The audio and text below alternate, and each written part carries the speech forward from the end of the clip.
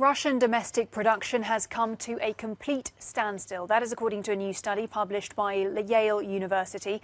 The study says that Russian President Vladimir Putin has withheld financial statistics in a bid to show that the economy has bounced back after months of crippling sanctions. But experts say that Russia's government budget has gone into arrears. This comes as the EU Council adopted its seventh package of sanctions against Moscow last week. Well, let's bring in Jeffrey Sonnenfeld now, Professor and Senior Associate Dean of Yale School of Management and co-author of the report entitled Business Retreats and Sanctions Are Crippling the Russian Economy. He joins us from New Haven in Connecticut. Good to have you with us this evening. When sanctions were first implemented, we saw the ruble dive. It has since moved up from that point, but it certainly prompted many people to wonder out loud as to whether these sanctions were working. Is the level of currency in the Russian context a good indicator of the state of the economy in your book and the efficacy of these sanctions? The sanctions are working really well. I'm glad you start with the currency, Elena, and it's good to join you. Your summary was excellent. In fact, what Putin is trying to do is to drop the national income statistics, the standard report card on the economy that Russia has used and other nations use. Russia's used fairly effectively with some degree of transparency for 20 years. And in the last 4 or 5 months, he's destroyed all that credibility. Regular statistics that you would see that have to do about imports, about exports, about capital flows in, capital flows out, about what the level of operations are that used to be required to report monthly of Russian private businesses, the air flights, whether or not what the passenger loads is and what the flight density is and things like that, the foreign debt, foreign direct investment, all these things are just like classic report card dimensions. He has concealed all that.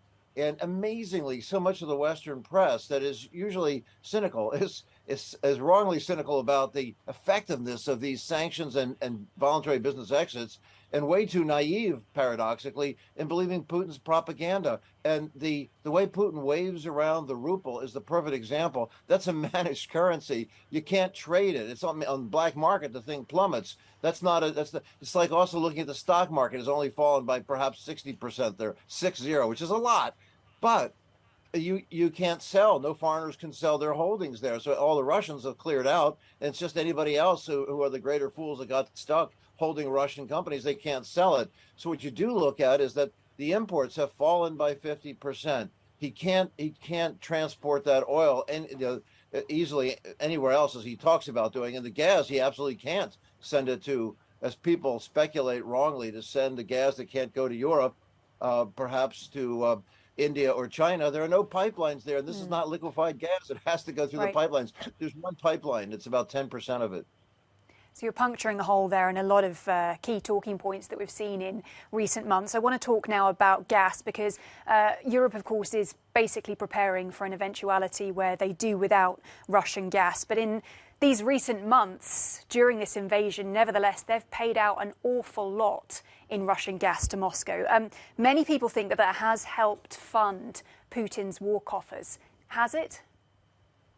It has while Europe was buying it. And I think Europe has set a really valiant model just this week, just 2 days ago, as you know, that the EU has agreed to a 15% rationing, a reduction in rationing. That's remarkable. It's incredible.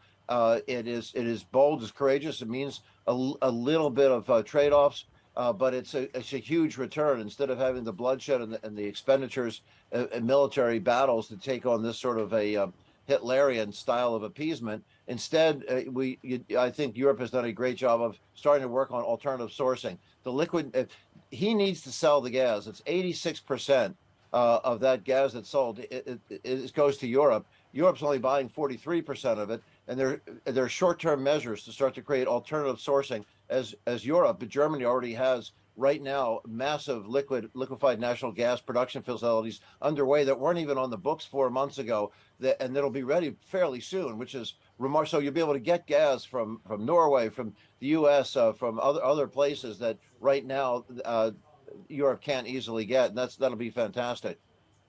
All right, well, we have to leave it there for now. Jeffrey Sonnenfeld, Professor and Senior Associate Dean at the Yale School of Management. But a pleasure to talk to you, and your report makes for very interesting reading. Thank you.